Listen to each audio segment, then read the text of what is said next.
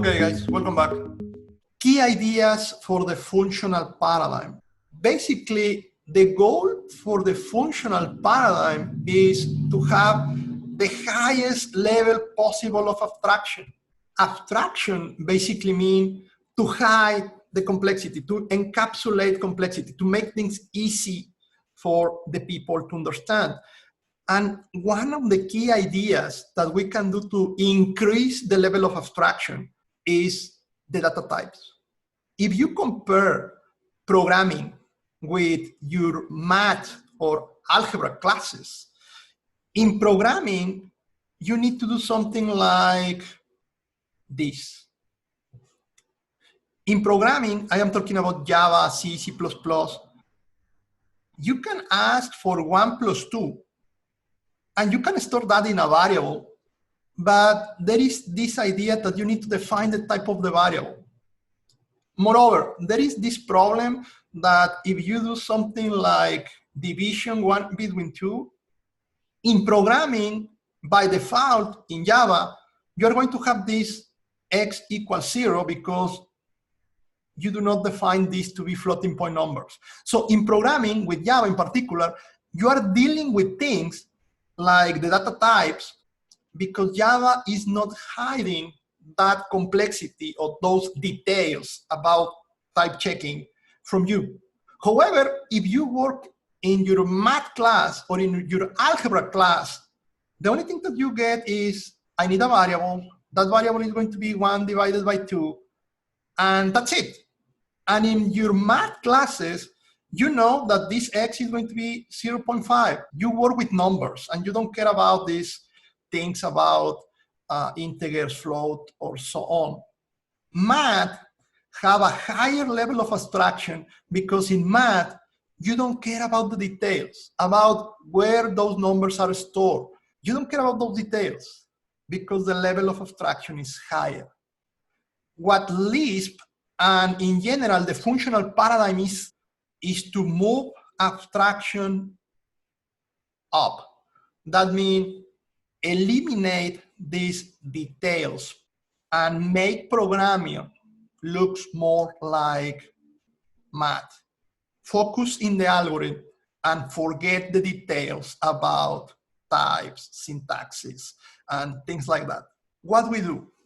2 things: semantic and syntaxes. We need to make the syntax, all the rules about how to connect words, easy.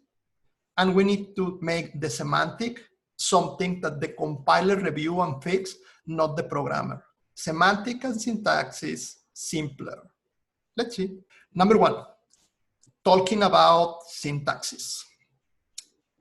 In Java, C, C++, something that you need to remember is semicolon. Every single line finish with a semicolon. Something that you need to remember is curly bracket. Methods have curly bracket. Classes, if you are working with object-oriented programming, have curly brackets. Array have square brackets. All of that, curly bracket, square bracket, semicolon, and so on, do not exist in Lisp. The only rule for the syntaxes in Lisp is the following. Number 1, or 1.1, everything. Every instruction, whatever you want to do, start with a parenthesis and ends with a parenthesis. Second, any action that you want to do, any instruction, any operator, any method, anything that do something in a program is called a function. Anything. There is no operators, there are functions. There are no methods, there are functions. There are no instructions, they are functions. Function is the name for anything that do an action, anything that provide a result. Syntactical rule. The name of the function always is the first thing inside of the parentheses. So you open a parenthesis, put the name of the action, function that you want to run, and you close your parentheses. Anything that is after the name of the function and before closing the parentheses, anything, they are parameters. So open parentheses, name of the function, parameters, close the parentheses. And very, very important, there are no commas. So examples, I want to do an addition. If you want to do an addition, then open parentheses, I want to do plus an addition, and I want to add 2 and 2, closing parentheses. That is the equivalent of 2 plus 2 in other languages. The operators, even the binary, go first, and then the operands as a parameters. So you put plus 2, 2 instead of 2 plus 2. There is no operators in Lisp. Basically, that plus is a symbol, and is the symbol that is the name of a function. Usually in Java, C, and C++, plus is an operator, and it's a binary operator. Therefore, you do something like this. But if you want to do something like 2 plus 2 plus 3, you need to use two operators, Java, C, C++, and the 3 numbers. In Lisp, because it's more like a function, what happens is if you want to add several numbers, open parentheses, closing parentheses, the action that you want to do is the plus, and then you can put as many numbers as you want as a parameters, and the result is going to be the addition of all those numbers. So the result of this line is all this. Only one instruction, one action, the function ID, the plus, and you can have 2 parameters, 3 parameters, 4 parameters, as many parameters as you want. Similar action with, for instance, multiplication. Asterisk is multiplication, but in this case it's a function, asterisk, and you have one parameter, the 4, and another parameter, 2.3. You can have a function, subsec. I am going to talk more about it, but this function subsec receive one parameter, a string, still with the quotation mark, and 2 numbers. 3 parameters, subsec is the name of the function. Very, very important. Every single function in Lisp return a value. So, Lisp, key ideas. The name of Lisp means list processing. List processing. Every single thing in Lisp, open parentheses, function ID, parameters. This is called a list. What is a list?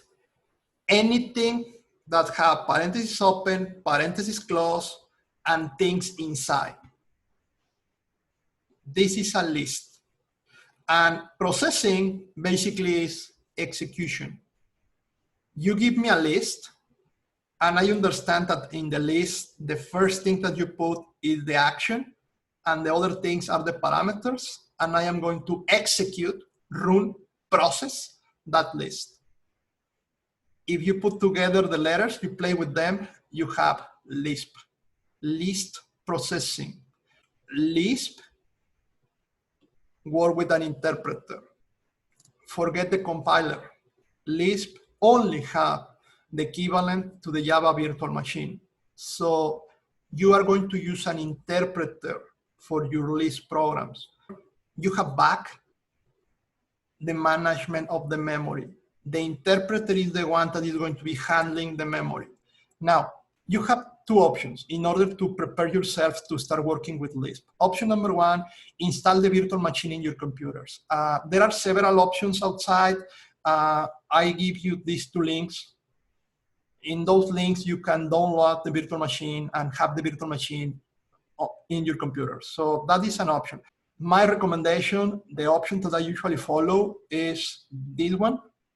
So you do not need to install anything in your computers. Basically, you open a web browser, and inside of the web browser, you have this screen in which you can put your program and you get the output of your program. So your program is executed in the server, and the server shows you the output. The Hello World example in Lisp. This is a program in Lisp. And with the thing that I described before, can you guess what is going to happen with this program that have 3 lines? What happened with the main? You do not need a main. That is a program, and the program have 3 lines, no main. Print is the replacement for system out println in Java, is the replacement of printf in C, is the replacement of cout in C++. Use print. Print is going to print something in the screen. What? Hello world, the string. Open parenthesis, closing parenthesis. No commas, no semicolons, nothing. Clean syntaxes. Second, I want to do 2 plus 2, period.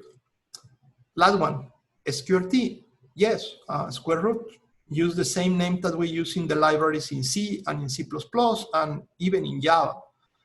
No need of math dot something. Use the name of the action. The action is sqrt and 1 parameter, the 2. I want to make the square root of 2. That's it. Now, all the instructions, all the functions, all the list in Lisp, when you run the functions, every one of these is going to return something. For the square root of 2, it's obvious. The return thing is going to be the result of the square root. For the plus 2, the return is obvious. It's going to be the result of the addition. For this one, you can be thinking like, what is going to be the return value of printing something? It's going to return something. And the something that is going to return is the same thing that is printing. Remember, always, always, always in Lisp, a function returns something, never void, never empty. So this one is going to print something on the screen and also return hello world. This one is going to return 4. This one is going to return square root of 2. Everything that have parentheses, something, something, something, something, is a list. If in that list, this first element is a valid action ID, this is called a function. Again, anything inside parentheses with several elements inside, this parentheses with things inside is a list.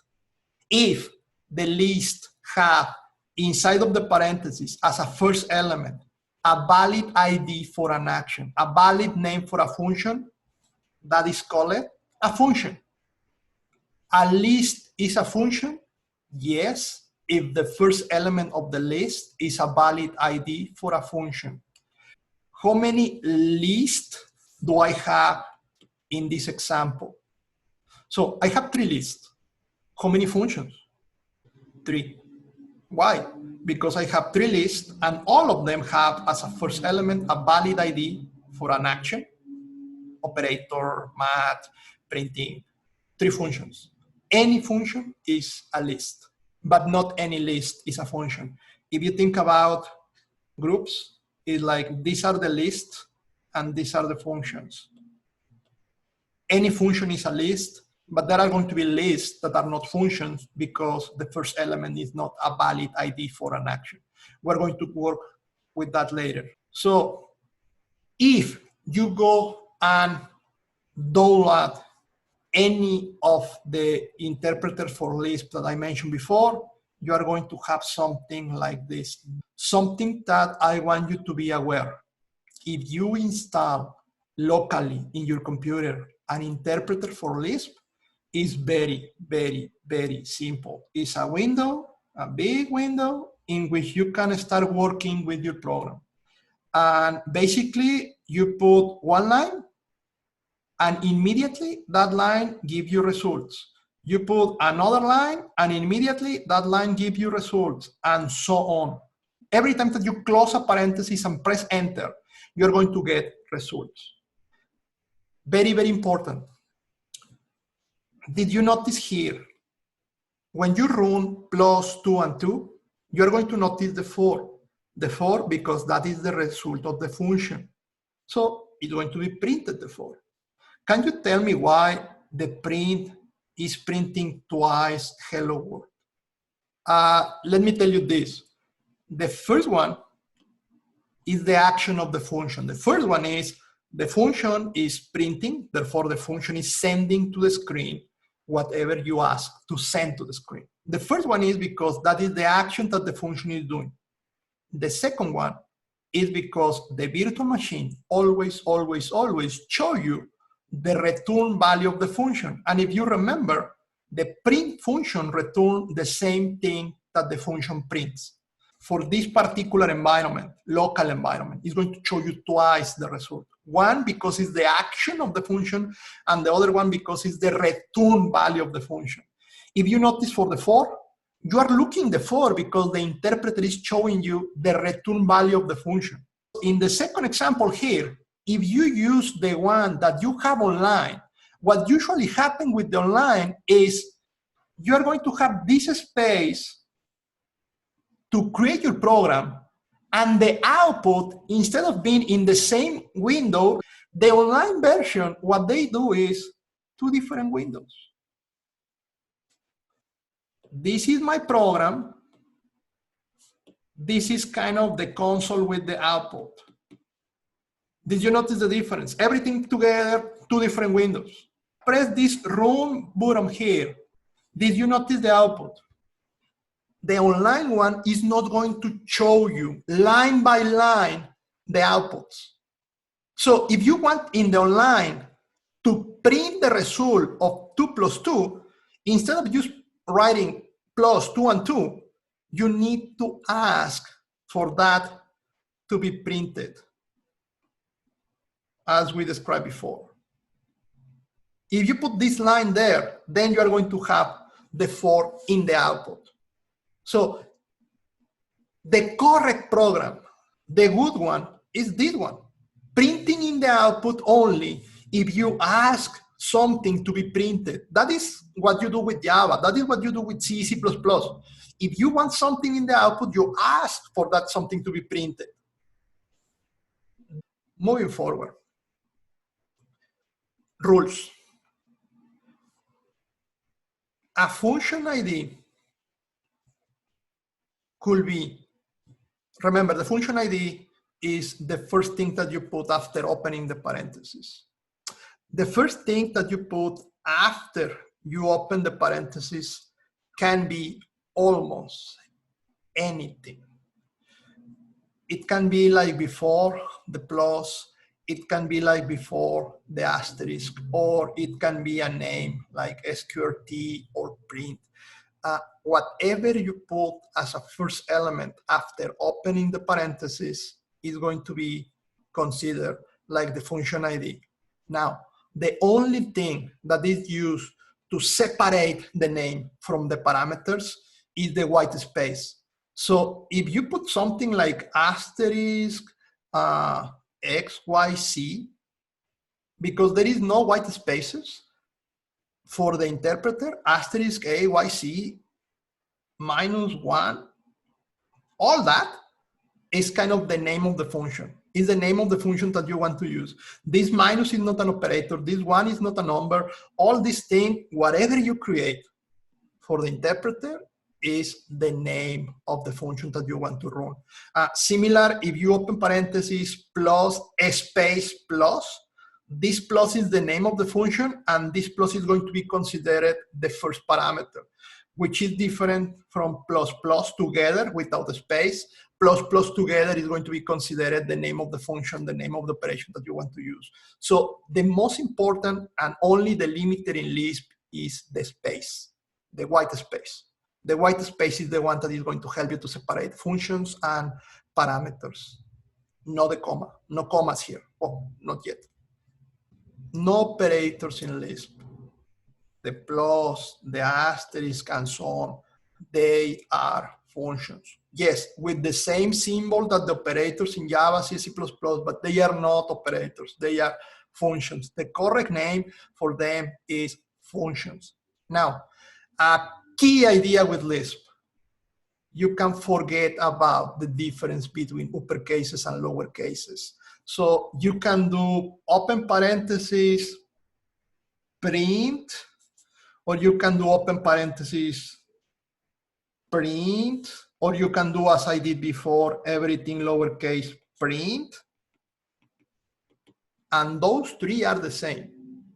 Lisp do not care about upper and lower cases. You can call print, the function, everything uppercase. You can call print, the function, everything lowercase. And you can make a combination of upper and lower cases, and they are the same. So this is regarding the instructions. Now, what about the parameters? And for the parameters, number one, this guy here, -3. So in Lisp, that change. In Lisp, the minus here is not an operator. The minus is part of the word. This guy is one word in Lisp. Therefore, if I do +3 -2, you need to be very careful because this -2 is not an operator minus. This -2 together is one word, one parameter, and represent the -2. Makes sense?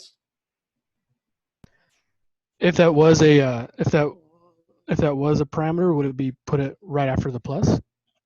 Well, it's the same. I mean, this one is kind of 3 plus -2, and you can do plus -2, 3.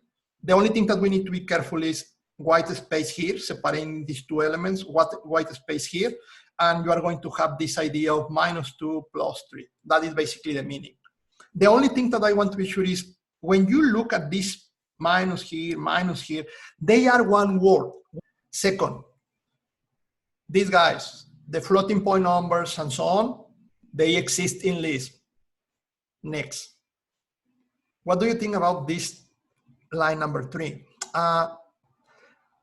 It's an integer, right? A lot of numbers together, one integer. If you use that one in Java, C, and C++, it's an error. It's an error because it's too big. That number in Lisp is an integer and is valid, is correct, is fine in Lisp. You can have long, big integers and they work. Complex numbers. In Lisp, you have complex numbers, and this is one word. This is one word. This represents one number, and the syntax is basically sharp C parentheses. Again, is the only place in which you use parentheses, not for a list, but as part of creating one element. And inside, you put the real part, a space, not comma, space, the imaginary part. So in this case, this is the complex number, 3.2, real part plus 2, the imaginary part. Good? Okay, I need to explain what is the meaning of this. If you remember the \\, comments in Java, comments in C, comments in C++, they have been always this // The comments in Lisp, I think you figure out now. What is the character that we're going to use to open a comment in Lisp? The semicolon. So no semicolons at the end of the line. Now the semicolon is the one that is going to start a comment. So here I do not have comments, here I do not have comments, and here if I put a semicolon at the end, what I am telling is, okay, this semicolon is opening a comment. Good? This one, in Lisp, we have fractions. So this one, 2 division 3, is not a division. That diagonal is not a division operator. That one, those 3 characters together is what we usually know like this fraction. We have fractional numbers in Lisp, and they are going to be represented just like we usually represent division in other languages. But very, very important. If I want to do a division, what I need to do is open parentheses, closing parentheses.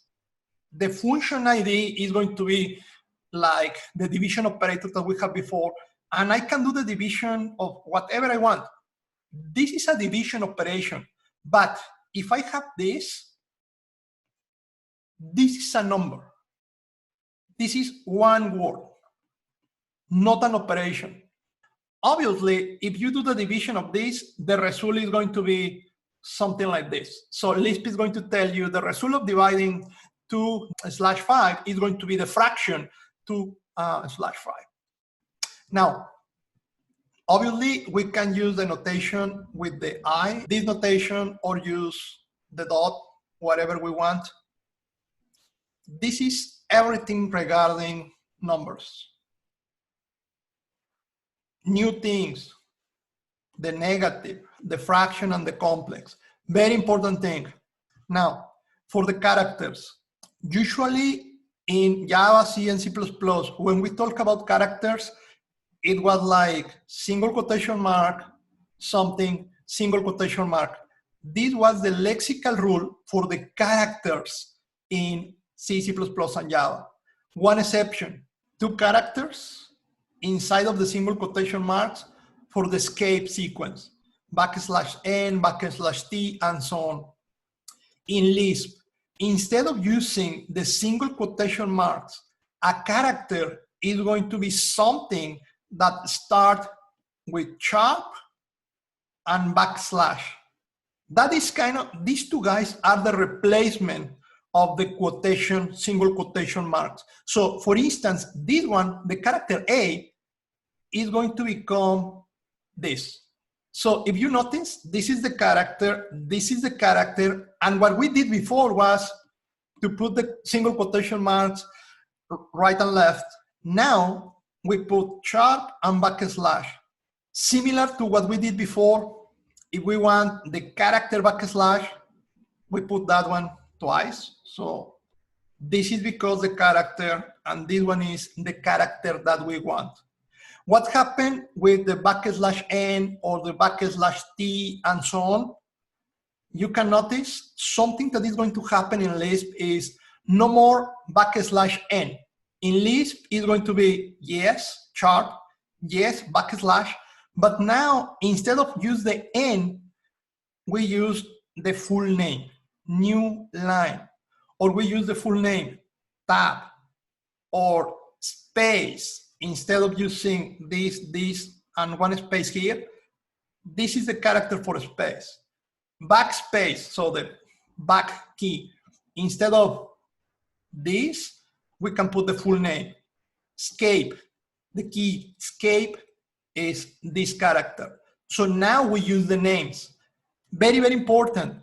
Those, even though they are words, all of this is one character. Is the value for one character. And the same here. So the rule, instead of the single quotation marks, sharp \. And then whatever you put inside here, now is going to be here. And now instead of the n or t and so on with the \, now we have particular words. So numbers, characters. What about the strings? In Lisp, strings, as usual, quote, inside whatever you want, and this one is one element, one atomic element, a string value. Same one here, and as usual, if you want to use the quotation marks inside of the string, you can use the \, to tell the computer, hey, this quotation mark is not closing the string, but I want the quotation mark inside of my string. This is exactly the same that you did Java, C, C++ to use quotes inside of one string. Similar, if you want to use the \, inside of your string, you use the character twice. So basically that is telling Lisp, hey, I want a one \, here. It's not like I make a mistake and this thing is replacing something like this. It's like, I want this character inside of whatever is my string. So numbers, characters, strings. These are more or less similar. Finally, Boolean values. In Lisp, what you have is these two values. If something is true for Lisp, the result or the representation of true is the letter T or uppercase T. So this one represents true, only the letter T. False, you do not have false. The representation of something being false is this nil. Any questions so far? Okay, guys, see you next lecture. Thank you.